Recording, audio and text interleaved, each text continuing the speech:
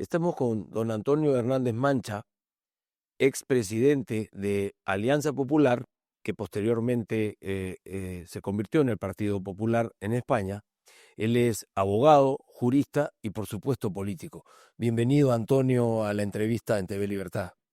Muchas gracias por vuestra invitación, Werner. Es un placer estar aquí. El placer es nuestro y es un privilegio. Yo quiero, Antonio, primero a pensar y que te ubiques hace 40 años, ¿no? Y que siguiendo un poco lo que nos has contado en tu reciente libro Secretos de mi partido, que la verdad es que es, además de aleccionador y es una crónica muy interesante de la trayectoria política española, pero además tiene muchas anécdotas y muchas cosas que personifican cómo es que se hacía política y cómo se hace política ahora. Entonces, la primera pregunta que te quiero hacer es, ¿qué diferencia sientes en la política que te tocó así a ti hacer en esa época, la época de la transición y el inicio de la democracia en España, y lo que ves hoy? En mi época hacíamos la política como se hacían los duelos a espada por los caballeros a finales de la Edad Media o en el Renacimiento. Actualmente estamos en boxeo, pero no en el boxeo de Cassius Clay, sino en el boxeo moderno en el que se utilizan los pies, las manos. Se puede quizás cortar la oreja a uno. Es decir, una lucha brutal, un poco ordinaria y animalesca. En nuestra época todavía había fair play. Y dime una cosa, en ese proceso, porque hay una anécdota en el libro, lo comentábamos hace poco, de los recursos que tenían los políticos para hacer política, o los partidos políticos para hacer política. A ti te tocó enfrentar una situación compleja, no solamente desde el punto organizativo, que era insisto, un momento importante y trascendente e inédito para España, sino que además con recursos negativos, ni siquiera cero. Bueno, por supuesto, se dan paradojas en la política que están normalmente exageradas por los medios de comunicación. Ahora añadiríamos ya como remoquete las redes sociales. Eso trae causas de cuando ya la comunicación, después de McLuhan, se convirtió en el primer poder por encima de los ejércitos, las iglesias, las políticas, los parlamentos, la comunicación, el primer poder. La fama que hace la comunicación es que el Partido Popular, Alianza Popular, somos el partido de los ricos. El Partido Socialista es el partido de los pobres, de los obreros. Es completamente falso. En el Partido Socialista ya no queda ni un obrero. Los obreros españoles son peruanos, rumanos, argelinos. Ya normalmente el español, por el mero hecho de serlo, está cobrando un subsidio de desempleo, trabajando en la economía sumergida. Pues algo parecido ocurría con la financiación de los partidos. Yo era presidente del Partido de los Ricos y, sin embargo, tenía que anunciar mis propios mítines, cambiarme luego de ropa para aparentar que era el primer actor y dar el discurso, hasta que fui sorprendido en un pueblo de Córdoba por unas niñas que comían pipas de girasol a toda velocidad y veo que le dice una a otra, dice, este es el mismo que iba anunciando con el coche el gran mitin de don Antonio Hernández Mancha, y era Hernández Mancha el anunciador y el actor principal. Qué notable. Entonces el cambio ahora es el contacto con el pueblo, digamos, con la gente, para no utilizar ese término que ahora se malversa tremendamente, era directo, o sea, era en las calles, ¿no? Para mí era obligado porque cuando yo fui presidente primero del Partido Popular de Andalucía y luego presidente nacional, tenga en cuenta que no había nada más que una televisión en manos del Partido Socialista, con dos cadenas, la primera cadena y la segunda cadena. Todavía no existía ni Telecinco ni Antena 3, es decir, el monopolio de la información televisiva lo controlaban mis rivales. Y yo tenía que ir de pueblo en pueblo como un buhonero, porque no tenía nadie que me anunciara a través de la televisión y medios tan potentes. Como un cirujano barbero moviéndose. Claro, algo parecido a la época del Quijote. Claro. Esto me lleva ya aterrizando a la realidad española de hoy, Antonio.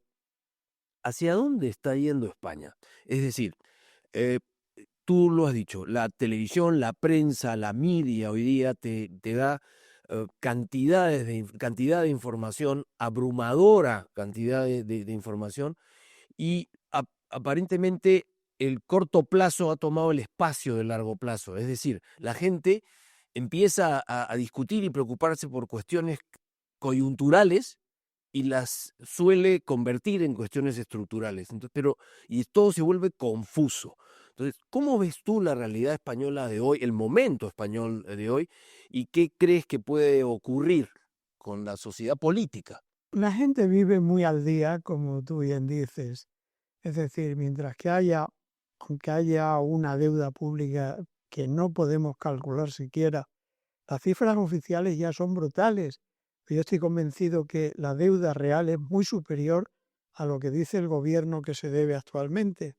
¿Eso qué quiere decir? Que hay un dinero en la calle que circula y la velocidad de circulación de dinero genera una sensación placentera, no pasa nada y es verdad que ves la lucha política polarizada, los medios de comunicación y entre los partidos, pero luego sales a la calle y ves que la gente vive felizmente, no hay enfrentamientos, no hay violencia, hay casos esporádicos de violencia, pero incluso mínima comparada con la que hay en otros países de Europa o del resto del mundo. Da la sensación de que en España vivimos una ciudad alegre y confiada donde no hay ningún problema. Todo esto viene fomentado porque el gobierno actual, con un hábil manejo de los medios de comunicación, se parece cada vez más a Franco. Pedro Sánchez cada vez se parece más a Franco. Pedro Sánchez, que intenta resucitar a Franco, lo imita al mismo tiempo. Yo recuerdo, era yo muy joven, cuando Franco está ya a punto de fallecer, cuando hay una presión internacional para que España se convirtiera en una democracia, dejara de ser una dictadura que llevaba ya casi 40 años. Entonces Franco siempre sacaba a colación un enemigo exterior, que él le llamaba el contubernio judeo-masónico. El señor presidente del gobierno se ha inventado la tecnocasta. Entonces ya la tecnocasta, que es la gran internacional reaccionaria, presiona contra él porque es el único presidente socialista que queda en Europa. Y entonces se ve rodeado como se veía Franco y se defiende con análogos argumentos. Es sorprendente, pero es así. Por eso cuando luego dice somos un gobierno progresista, digo, claro, igual que Franco. Ahora se quieren inventar también para solucionar el problema de la vivienda. Lo que ya inventó Franco era una cosa que se llamaba la obra social del hogar y el Instituto Español de la Vivienda. Bueno, pues esa es la empresa pública que dice Pedro Sánchez que va a crearlo. Quiere decirse que él está imitando a Franco. Se está utilizando en contra de sus adversarios la figura de Franco, pero él lo imita, cada día se parece más. Y las pautas que ha venido siguiendo, ¿no?, alimentan esto que tú comentas, porque, por supuesto, ha logrado establecer poder político tremendamente importante. Tiene una influencia muy grande en el aparato jurídico, en el aparato judicial español. Pretenden ahora hacer una ley casi como para hacer que no haya manera de poder juzgar a los que están actuando en este momento en la política. Está en un proceso de concentración económica también, tratar de lograr poder económico y controlar poder económico. Y encima tener el poder de la media, literalmente lo hacen, coincido contigo, es un Franco moderno, digamos, ¿no? Exactamente. Ahora toma posesión de Telefónica, como se la inventó, no Franco, sino su predecesor, Primo de Rivera, en la dictadura de 2023 a 2029, perdón, de 1923 a 1929. Franco hereda la Telefónica como una empresa pública. Luego, el tiempo del Partido Popular en el poder, privatizamos la Telefónica y ahora lo que está haciendo Pedro Sánchez es lo mismo que Franco, recuperar la Telefónica. Pero está intentando también recuperar el sector de la energía, tomando posiciones a través de Indra, la tecnología. Está inventándose el Instituto Nacional de Industria que creó Franco.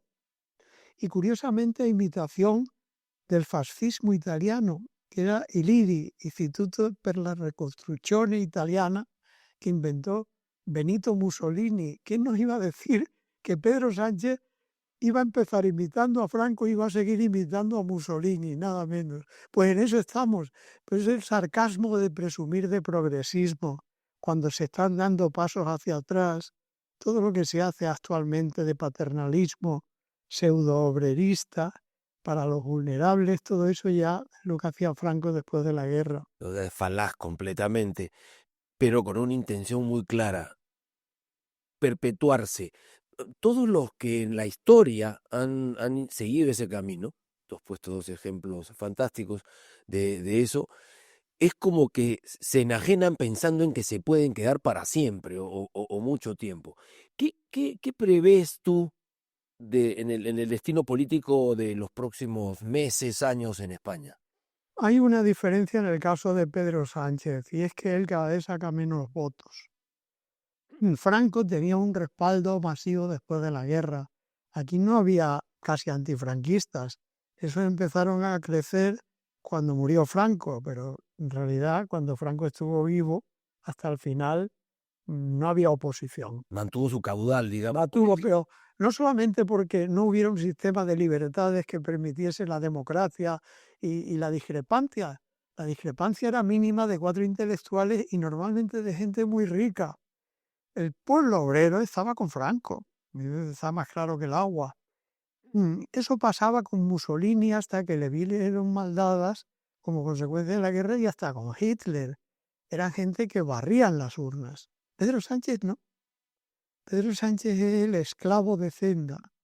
Está siempre arrojado por gente que odia a España, como son los separatistas, como son los viejos terroristas de Bildu, y el presidente españolista del gobierno socialista obrero y español, presuntamente español, depende de esos que odian a España. Es decir, es una posición muy frágil. No tiende a perpetuarse. Yo creo que Pedro Sánchez por la noche, cuando piensa que él es reina por un día. Con un día más que quede en el poder se puede dar por muy premiado, porque él nunca pensó que iba a conseguir llegar al poder. Y la verdad es que si la derecha no nos hubiéramos dividido, no hubiera tocado el poder en la vida a Pedro Sánchez. Entonces, lo que leo detrás de lo que dices es que tú ves una España estructuralmente sólida. Esto es un momento complejo, pero tú ves una perspectiva sólida. Por supuesto, el pueblo español ya no comulga con ruedas de molino. Esto ya se demostró en el paraíso político del Partido Socialista, que era Andalucía. Durante 40 años, más estuvieron los socialistas gobernando en Andalucía que Franco en toda España. Porque se habla de 37 años de gobierno socialista en Andalucía y es falso. Fueron 40 años, pero hubo 3 años de lo que se dio en llamar preautonomía, que estaba presidida por un señor que era del Partido Socialista, que se llamaba don Plácido Fernández Viagas. Entonces, si se analiza la historia como es, ves que los socialistas gobernaron en Andalucía durante 40 años. ¿Qué ocurrió? Que el pueblo andaluz era socialista hasta que se dio cuenta que le estaban tomando el pelo. El pueblo andaluz no tiene fama de ser de los que tiene más nivel de preparación intelectual precisamente, pero lo que no da la cabeza lo da el olfato, y es un pueblo muy inteligente. Y ha sido el primero que le volvió la espalda a los socialistas, y yo creo que se la sigue volviendo. Y eso está pasando a nivel nacional, porque en sitios donde no ganábamos nunca y ahora gana el Partido Popular, empezando por Andalucía y además por mayoría absoluta. Por eso yo veo que hay una superior solidez en el futuro de España, y que todo depende de cómo vaya Europa, porque en realidad España ya es una anécdota y no de las más importantes en todo el contexto continental, ¿no? Depende de Europa el que a España le vaya bien o mal, no al revés. Ahí quiero irme ahora, a Europa. Nosotros hemos conversado, nos conocemos hace muchos años, Antonio, y desde siempre tú me has hablado mucho de Europa y del futuro que debiera tener, o la realidad que debiera tener hoy y no, y que no tiene. ¿Cómo ves la Unión Europea? ¿Cómo tiene que ver con el Brexit que hubo hace unos años, la salida del Reino Unido, etcétera? Eh, ¿Cómo la ves? ¿Hacia dónde la ves ir? Hay otro tópico actualmente que se dice que los problemas de Europa es que faltan líderes. Bueno, yo creo que eso es una manera de eludir el análisis de la realidad tal y como es. Recuerdo que había un libro de una señora inglesa muy inteligente que se llama Macmillan, que hablaba de la guerra mundial y decía que fue culpa de que no había líderes. Bueno, pues si no había líderes con Hitler, con Stalin, con Churchill, con Roosevelt, a lo mejor hay veces que tener demasiados líderes es más peligroso que no tener ninguno. Europa no es un problema de falta de líderes, es falta de que exista como tal Europa como unidad política. Europa perdió una ocasión de oro en el año 2005 cuando toda la clase política europea, es decir, los intelectuales, los políticos, los que conocían el paño, por decirlo de una manera vulgar, estaban convencidos de que era imprescindible hacer los Estados Unidos de Europa y se sometió a referéndum la Constitución que salió de la Convención de Laeken y, por desgracia, en Francia y en Holanda el pueblo que no entendía el fondo de lo que se estaba planteando, votaron que no. A partir de entonces seguimos siendo un país fragmentado, es decir, no hay una unidad estatal europea, sino que hay pequeños países. Cada vez se ve más nuestra pequeñez porque ahora ya resulta pequeño hasta Alemania, comparada su economía con la de los gigantes del este, con Estados Unidos, y vamos ampliando el número de miembros de Europa sin conseguir establecer una unidad política con un poder ejecutivo fuerte, de tal modo que dice, es que Europa tiene que gastarse más dinero en armas. Yo digo, ¿para qué? Las armas son para dotar a un ejército. Un ejército tiene que funcionar con un principio de unidad de mando. El principio de unidad de mando, si creásemos un ejército europeo cumpliendo el gasto del 5% del presupuesto de cada Estado miembro, como dice Donald Trump, podríamos tener un fabuloso ejército, pero ¿quién lo manda? Porque el peligro sería decir que el ejército tiene un mando único y la política tiene 27 mandos, porque entonces estaríamos en una dictadura militar. Eso sería absurdo. Es necesario para tener un ejército europeo que haya un Estado europeo con una persona al frente que sea un presidente civil que le dé órdenes al jefe del Estado Mayor que ordena al ejército de Europa. No ejércitos de indios y de americanitos en España, en Portugal, donde cada uno tiene un tipo de aviones, un tipo de carro de combate, que es lo que tenemos ahora, que es inerme. Entonces, desde ese punto de vista, yo veo que la imprescindible unidad europea puede intentar conseguirse ahora por la falta de líderes. Justo lo contrario. ¿Por qué? Porque ahora emergen otros países como España, como Portugal, como Italia, por supuesto, la misma Grecia, después de haber pasado el sarampión de Varoufakis, de Tsipras y de todos estos demagogos que eran tan progresistas igual que Pedro Sánchez, así es como les luce el pelo luego, pues ahora al recuperar el centro derecha al poder con Mitsotakis, con Meloni, con Montesinos, cuando lo recuperemos nosotros con Feijóo, habrá la posibilidad de decir, señores, y no merece ya la pena dejarse de bromas, constituir los Estados Unidos de Europa, elegir un presidente europeo que puede llamarse Draghi o puede llamarse como sea, me da igual, a mí ya no me importa, prefiero casi que me gobierne un extranjero a que me gobierne un español como el que estamos padeciendo.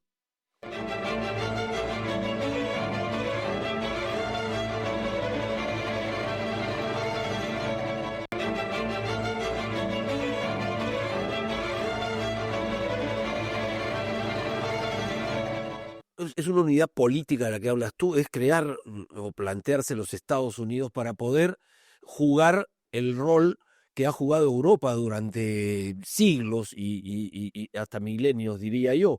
Pero hay otro factor que ahora está ajustándole las clavijas al mundo, que es el factor económico. O sea, Europa está atravesando, Alemania, que digamos siempre se ha sido conocido como el motor, si se quiere, Europa, que es relativo, porque España es motor, Italia es motor, Francia también lo es, pero hay una situación económica compleja. Y claro, los analistas económicos, los economistas, yo soy economista también y tenemos este sesgo, tendemos a explicar todo desde el punto de vista matemático y hacer estas cuestiones. ¿Tú crees que el corazón del problema o el meollo del problema de la competitividad europea, que es de lo que estamos hablando, tiene que ver con un aspecto cultural, con todo este tipo, con todas estas trabas y todas estas condiciones especiales que se han puesto por la protección climática, todos estos rollos, o crees que hay de verdad una crisis económica en Europa? Yo creo que el problema, vuelvo a lo anterior, el problema no es económico. Europa económicamente, si fuéramos un Estado unitario con un poder ejecutivo único, seríamos superior a Estados Unidos. Estoy hablando de cifras, tú eres economista. Sumar el PIB de los países. Por eso a los americanos del norte no les venga demasiado mal el que estemos un poco o muy divididos, porque divide y vencerás, decía Julio César. Ahora, para el presidente de Estados Unidos, lo mismo me da que se llame Biden o que se llame Donald Trump, será siempre más cómodo tener 27 interlocutores en Europa que tener uno solo. Claro.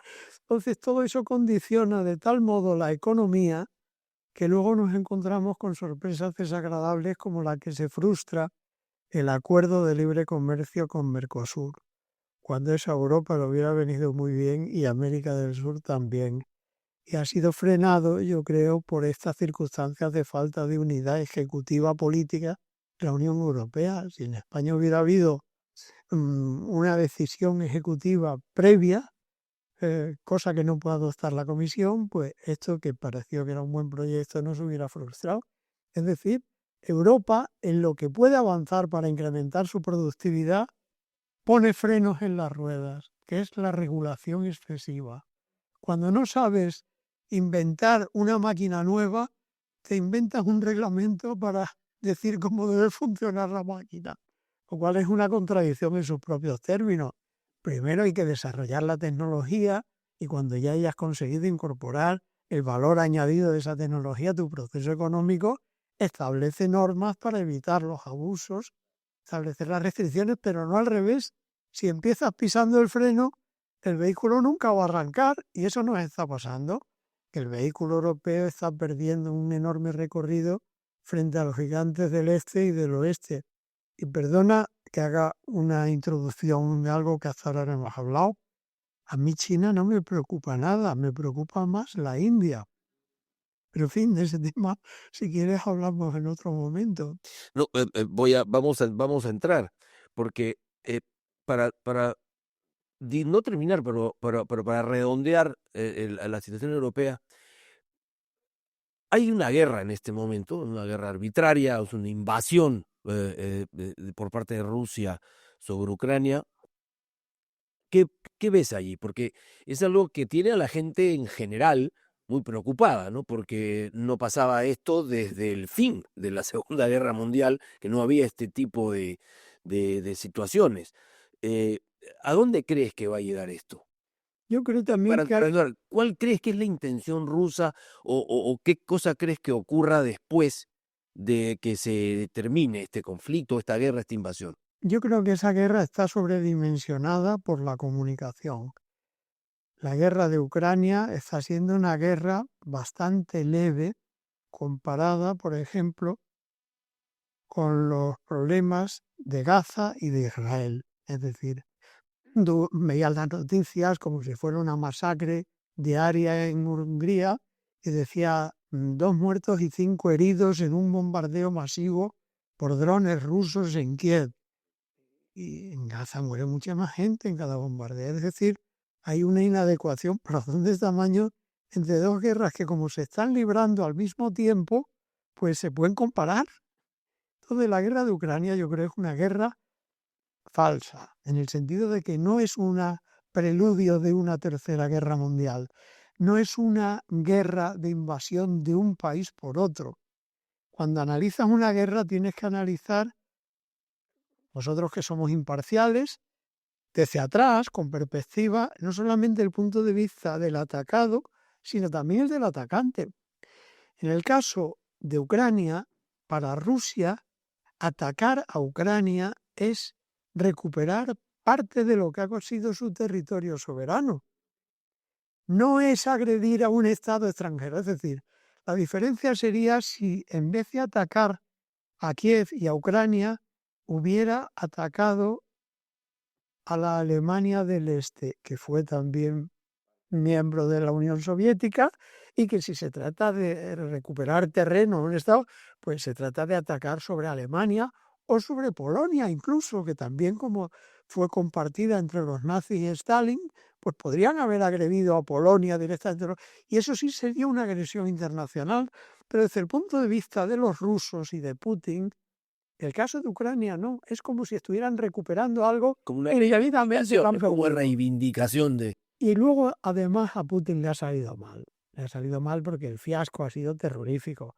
Él se creía que iba a ser un Anschluss, como cuando los nazis entraron en Viena entre claveles y entre cánticos. No, y aquí han entrado a tiros y han tenido que salir huyendo. Ha estado a punto de perder el poder cuando se le reviraron los mercenarios de Wagner, que él acabó teniendo que huir de Moscú a Helsinki, lo cual pone de manifiesto que la figura de Putin no es tan temible. Yo no le tengo el miedo que aparece en los medios como si fuera a invadir las hordas de Genghis Khan o de Atila de nuevo la Europa occidental, ni de broma. Yo creo que Putin está muy arrepentido incluso, por eso está deseando que haya alguien que venga a terciar la paz, y estoy convencido que Donald Trump lo va a conseguir. Claro, además han pasado cosas extrañas, ¿no? O sea, soldados norcoreanos en territorio ruso, defendiendo territorio ruso, desvela, digamos, lo tigre de papel hasta cierto punto que... Hay que conocer la historia militar de Rusia desde tiempos, por lo menos del siglo XVIII, de Pedro I y de Catalina la Grande. Los ejércitos soviéticos han sido carne de cañón, es decir, han tenido siempre la aristocracia de la nobleza contigua al entorno de los zares al frente. Normalmente los grandes mariscales eran parientes del zar de turno, y luego tenían la enorme tropa que eran millones de personas, y no reparaban en la vida de los soldados. Es decir, las diferencias de fallecidos en la Guerra Mundial Segunda entre alemanes y rusos, aunque ganaron los rusos, pero murieron 10 veces más soldados rusos que alemanes. Es decir, eso no es solamente porque los alemanes fueran muy eficaces en sus disparos, sería también porque los mariscales rusos ponían muy en riesgo la vida de sus soldados. Eso ha sido una constante en la historia. Ahora, al convertirse Rusia al capitalismo, ya la gente tiene más que perder y por tanto más que conservar. Entonces ya el soldado, el joven, no va a la guerra como iba en levas masivas en tiempos del zar o en tiempos de Stalin o en tiempos de Trotsky, para ser más exacto, que es el fundador del Ejército Rojo, como sabemos. Entonces tienen que acudir primero a los mercenarios de Wagner. Cuando le temen a los mercenarios de Wagner, que puede pasar como le pasó a los emperadores romanos, cuando la guardia de Corps a veces era la que cambiaba de emperadores, pues tienen que acudir a lo más lejano, en este caso los pobres coreanos. Eso es el reconocimiento palmario de que el pueblo ruso no quiere más guerra, sino sería levas voluntarias como eran en la Primera Guerra Mundial, en la Segunda. Ya en la Segunda empezó a resentirse la leva voluntaria, eran todas forzosas y muy violentas, pero esto es un ejemplo más de la debilidad de Rusia. Por eso yo a Rusia no le temo, al revés. Creo que tiene que llegar un momento, cuando se haga la paz de Ucrania, que haya una conferencia de paz entre Rusia y el resto de Europa, si somos capaces de tener un interlocutor único. Pues claro, no es lo mismo que hable con Putin Alemania, que hable con Putin Grecia, que hable con Putin España, porque aquí cada uno decimos una cosa. Si el presidente del gobierno español dice sobre la guerra de Gaza que los de Hamás son los buenos y los alemanes dicen que son los malos, pues es que no estamos hablando de Europa. Cada uno va a su bola y eso hay que evitarlo. Pero si consiguiéramos que se haga la paz, y se va a hacer pronto, en la guerra de Ucrania, tendríamos que llegar a un acuerdo de desarme con Rusia y Rusia lo aceptaría. Yo creo que a medio plazo hay que plantearse que Rusia debe colaborar con Europa en términos de paz. Ellos dependen de nosotros y nosotros dependemos de ellos, porque todo lo que necesitamos en plan energético, en tierras raras, en metales, etcétera, etcétera, lo tienen los rusos y nosotros tenemos la tecnología, la capacidad de organización, la organización y métodos que dicen los americanos que a ellos les falta. Entonces, en esa simbiosis, yo algún día me gustaría ver que Europa llega desde Lisboa hasta el Cáucaso. No digo a Siberia, porque ese ya se encargarán los chinos de controlarlo. Ese punto, a eso me lleva a otro punto interesantísimo, Antonio. Hay un libro de Tim Marshall que se llama Prisoners of Geography, había escrito hace unos 6 o 7 años, fantástico, donde habla justamente de esto, cómo todo el este ruso está siendo penetrado literalmente por los Han, los chinos, ¿no? En contingentes tremendos y que están poblando toda esta parte que no tiene gran población rusa. ¿Cómo ves esa zona del mundo, moviéndonos hacia el este? Conozco la existencia de ese libro, pero no he conseguido leerlo todavía. Pero lo leeré, lo buscaré con todo interés, porque obviamente es algo que yo lo padezco hace tiempo. Son 7.500 kilómetros de frontera los que tiene China con Rusia. A medio plazo, como Siberia está despoblada, es una especie de Groenlandia, un continente con 57.000 habitantes. Mutatis mutandis, algo parecido ocurre con Siberia. China, un país superpoblado, 7.500 kilómetros de frontera. Y toda la avidez que tiene el desarrollo económico chino, de materiales, de bienes, de todo tipo, está minería, petróleo, gas, etcétera, en Siberia. A medio plazo, a la cuenta que le trae China, su Lebensraum, diríamos, sería por la zona de Siberia. Lo que pasa es que el pueblo chino históricamente no ha sido un pueblo agresivo. Al revés, ha sabido asimilar más bien los que lo invadían, intelectual o culturalmente, como el budismo, que vino de la India, y lo absorbieron poco a poco dándole la impronta china. Y también del norte, lo que vinieron de Manchuria, los mongoles, lo fueron incorporando a la cultura china. La Gran Muralla no es una obra de ataque, es una obra defensiva. Defensa, correcto. Pone de manifiesto que desde hace 4.000 años a China no se lo puede considerar un país agresor, sino agredido.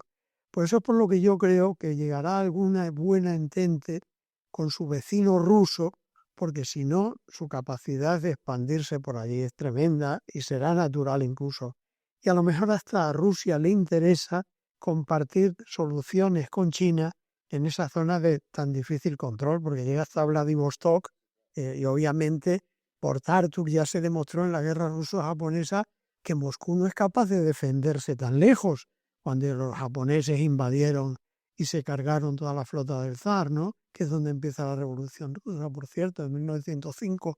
Pues yo creo que esa es la verdadera situación actual, que mantiene también unos equilibrios.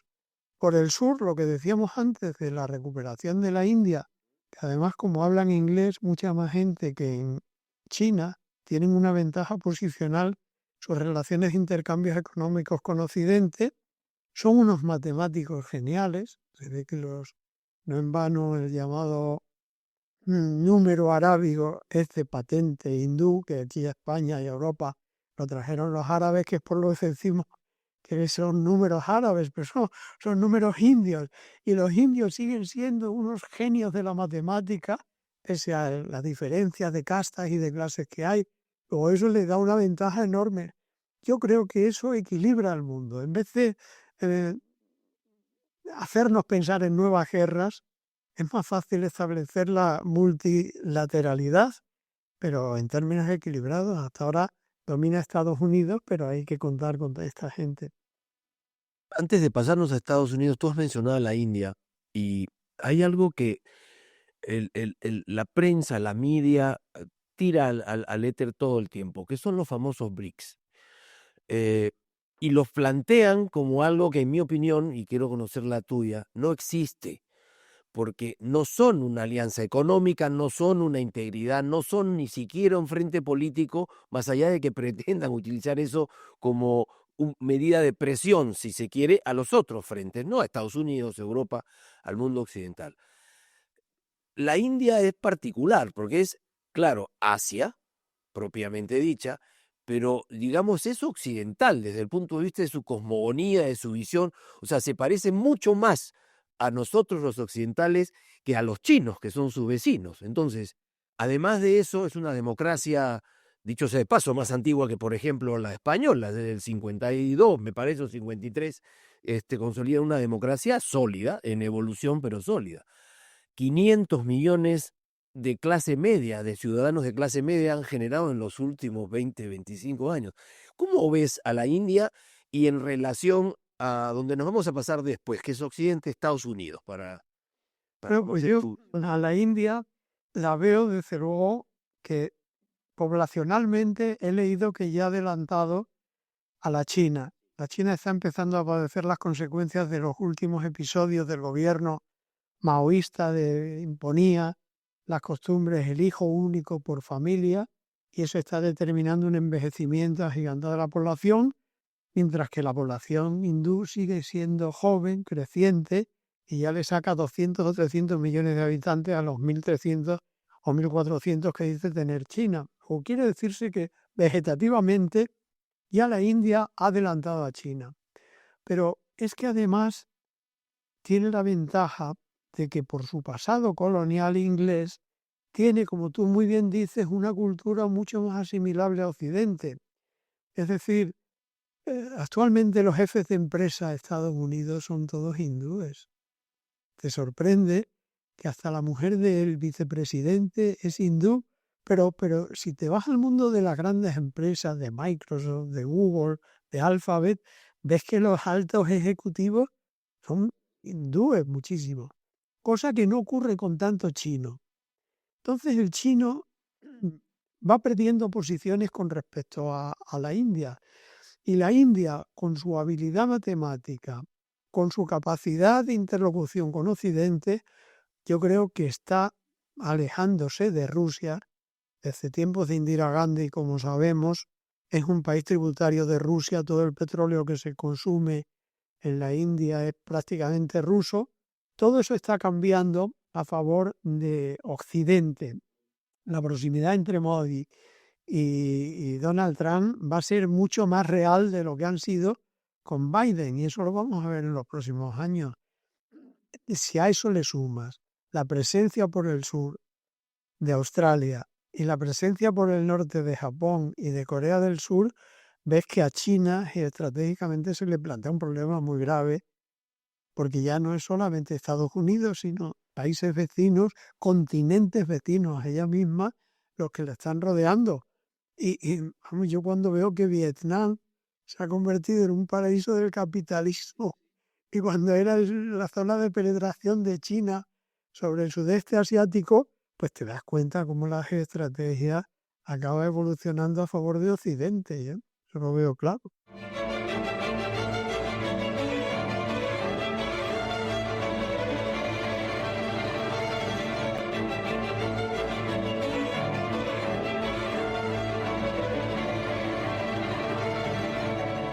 Antonio, en tu carrera política, en la época en que liderabas la derecha española, y siguiendo otra vez en Secretos de mi Partido, anécdotas y tuyas, bueno, está la anécdota con Margaret Thatcher que me pareció tremenda, pero que fue determinante, porque tú tomaste o llevaste al partido a tomar una decisión de moverte de eje político. Está también la experiencia con Ronald Reagan y tu relación o tu amistad con los Bush, ¿no? Los clanes, si se quiere, bueno, Reagan presidente y los Bush un clan político. ¿Cómo ves a Estados Unidos? Este Estados Unidos de Donald Trump, este Estados Unidos post-Biden y post-Obama, ¿tú crees que es un momento? ¿Crees que es un cambio de tendencia estructural? ¿Cómo ves a este Estados Unidos de Trump y en relación al mundo, por supuesto? Yo creo que el cambio que está produciendo la victoria de Trump no tiene precedentes que yo conozca en la historia de Estados Unidos. Quizá haya que ir a cuando, no sé, Teodoro Roosevelt o algo así entra en el poder, siendo un hombre que lo que le gustaba era cazar en África, es decir, un hombre heterodoxo. Y así es Donald Trump. Pero desde luego veo que cambia la humanidad, está cambiando por días. Y es porque, aparte de la simpatía o antipatía que se le pueda tener a esta persona, tú puedes decir que es un gran empresario o que es un mal empresario, que es un hombre atrabiliario, que es simpático o que es violento, que es dicharachero o que es un poco histriónico, me da igual, que es inteligente o que es torpe. No tiene tanta importancia la definición de los perfiles del presidente de Estados Unidos cuanto la reacción que su victoria ha producido en la conducta de todos nosotros. Cuando digo todos nosotros, digo el resto del mundo. Es decir, un señor que antes de tomar posesión se acaba la guerra de Siria. ¿Ha hecho algo el ejército americano? No. Se ha hecho respetar Estados Unidos. O sea, ha habido unos años en los que el mundo, es decir, China, Rusia, India, España, Alemania, Francia, quien sea, veía al Venezuela, más chico, pero ahí, sí, lo veía al presidente de Estados Unidos, el pobre de Joe Biden, disminuido física y mentalmente. Entonces era un poco, como se dice vulgarmente en España, al pito del sereno, no le daban mucha importancia.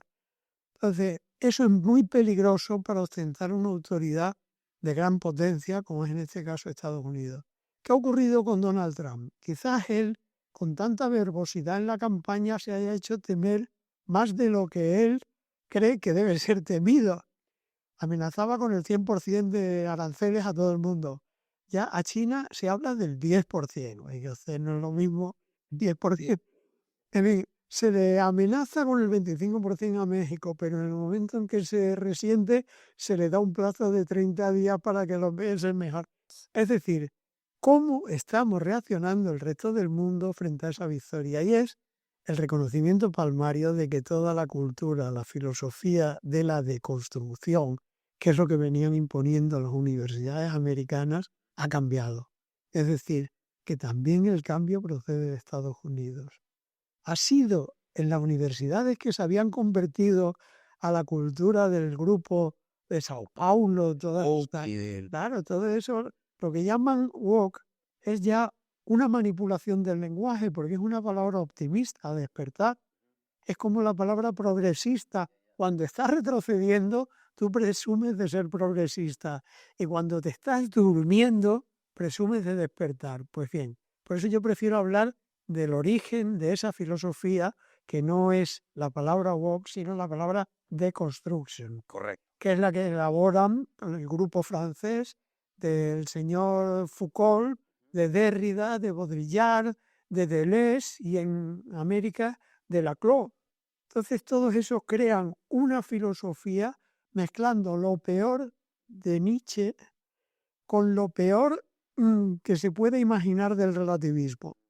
Y entonces intentan cambiar la cultura diciendo que la verdad no existe, que la realidad no existe, que cada uno tiene su realidad, que ya la realidad es la opinión de cada uno. Entonces eso produce un efecto de deconstrucción de todo lo que hemos hecho a lo largo de los últimos 3000 años en la humanidad. Para eso que hay que decir que la naturaleza nos engaña, que eso de que haya un hombre y una mujer como sexo es falso. Eso a lo mejor en la universidad cala, pero a un ciudadano de a pie no. Lo que es antinatural no se lo puede explicar porque no lo puede entender. Esa es la reacción que ha capitaneado Donald Trump. Entonces, no es tanto el éxito de Trump cuanto el fracaso de su adversario, que él ha sabido detectarlo bien. Entonces, haciéndose al mismo tiempo temer tiene ya abierta una posibilidad, que es que del temor se pasa al respeto y del respeto se pasa al afecto.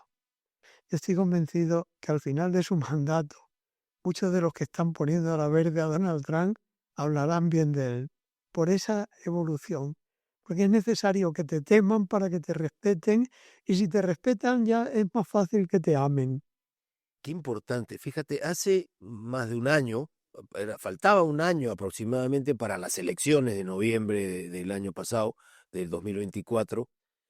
Lo comentábamos los retos que tenía Trump cuando todavía no era el candidato oficial del Partido Republicano para estas elecciones, y justamente hablábamos de eso, de decir, él tenía que ir cumpliendo estos objetivos, que era primero tomar control, es decir, mostrar yo soy el candidato natural, tengo el acervo político, etcétera. Pero además de eso, después tenía que alinear a los otros con los que competía adentro, ¿no es cierto? Y ha pasado exactamente lo que tú dices. Hoy, aquellos con los que competía en las primarias americanas de los republicanos, pues son colaboradores y tremendos colaboradores en su partido, y ha logrado alinear y recuperar la integridad del Partido Republicano. Yo te puedo poner un ejemplo, Werner.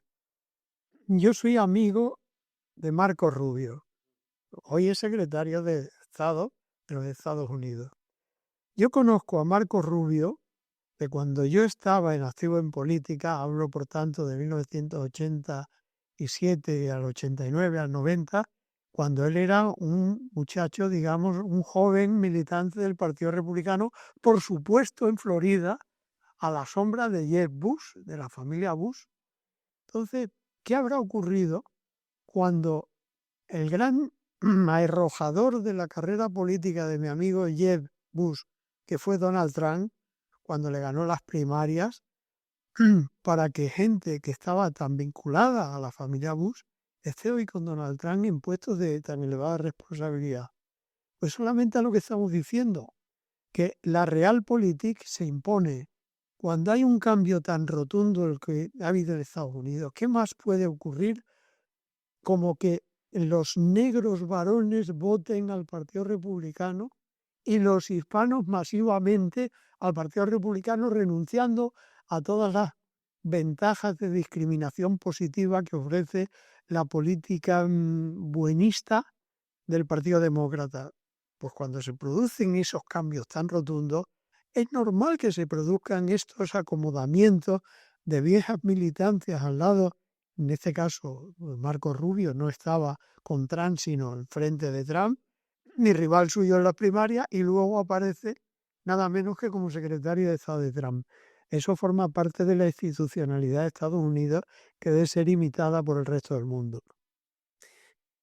América Latina, Antonio, tú eres un conocedor de América Latina, has tenido también experiencias con América Latina, no solamente desde el punto de vista político, pero desde el punto de vista intelectual, muchísimo, ¿no? Y sé que le tienes mucho aprecio. Yo quiero volver a aterrizar a nuestro mundo hispano, ¿ok? Y yo tengo una pregunta, y la hemos conversado muchas veces en nuestras reuniones y cuando hemos tenido oportunidad de estar juntos, es ¿por qué no hay un bloque hispano de verdad? ¿Por qué no se ha logrado? ¿Qué es lo que ha pasado? ¿Quién es responsable? ¿América Latina? ¿Los países de América Latina? ¿Es España? ¿Somos todos? Yo, ¿Por qué no se consolida eso? ¿Qué falta para que eso ocurra? yo creo que el mal ejemplo que dimos los españoles.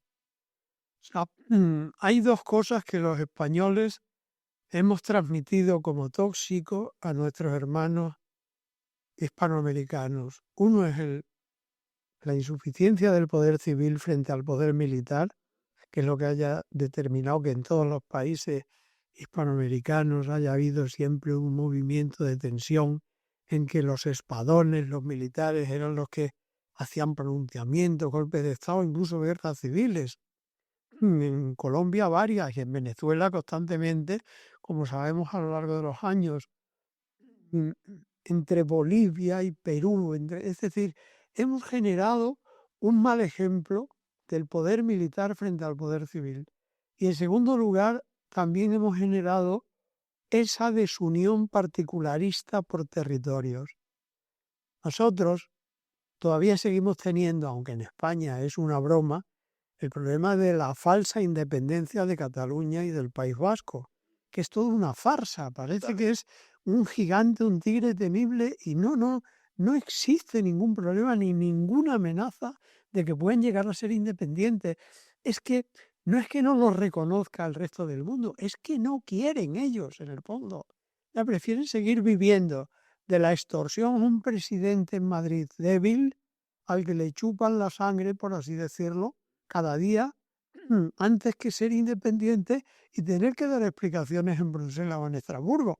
Es decir, eso es falso. Pero eso lo hemos trasladado como experiencia a lo largo del siglo XIX, del XVIII y del XIX, de la historia de nuestra dinastía austríaca, básicamente, a los territorios hispanoamericanos. Pero con esa experiencia ya los países hispanoamericanos que en este momento tienen más fuerza que España, debían de ser conscientes de que con nuestra colaboración, con nuestra experiencia, por haber sufrido la enfermedad que luego le hemos contagiado a ellos, podíamos intentar ayudarles a que se hagan primero mayorías reforzadas por países. El enfrentamiento de Argentina y Chile no tiene sentido. El enfrentamiento de Bolivia y Perú no tiene sentido. Brasil puede integrarse perfectamente por el norte con Colombia, con Venezuela, a través de Libia, del Amazonas. Es decir, sería muy sencillo el establecer esas mayorías reforzadas como episodio previo a un gran Estado sudamericano. Y a eso iríamos. Entonces ya no serían tributarios tanto de Estados Unidos como son actualmente al sur de Río Grande, que Estados Unidos habla hoy con México, mañana habla con Venezuela, con Caracas, divide y vencerás. Para Estados Unidos es muy cómodo hacer eso con Sudamérica, lo mismo que hace con Europa. Le planteamos dificultades cuando tiene que hablar con Xi Jinping porque es uno que representa a 1.400, o con Modi, que es uno que representa a 1.500, o con Putin, que es uno que representa a 400. Más grande. Claro, territorio más grande, aunque no es más poblado, pero obviamente así es. Entonces yo creo que esa es la asignatura pendiente que le queda a toda Hispanoamérica. Incluyo a Brasil, porque no hay que olvidar que el gran genio de la política de Brasil, que yo creo que fue un hombre no suficientemente aplaudido ni admirado, y es un genio de la política, que es Cardozo, Fernando Enríquez Cardozo, cuando estableció la obligatoriedad del idioma castellano en el bachillerato y en la escuela primaria brasileña, sabía por dónde iba. Un país que tiene el 45% del Producto Interior Bruto de todo ese continente no puede estar carente de la cultura que tiene el resto de ese continente. Y entonces el resto de la cultura es español y su proyección sobre Estados Unidos se hará siempre en español, no en portugués, como se ve por la presencia de la minoría hispana en los Estados Unidos de América. Entonces me parece que eso es una aventura apasionante. Lo que pasa que ya con la edad que tengo, eso yo no lo voy a ver, pero me encantaría que sirva como semilla para que alguien pueda pensarlo en lo sucesivo, ¿no?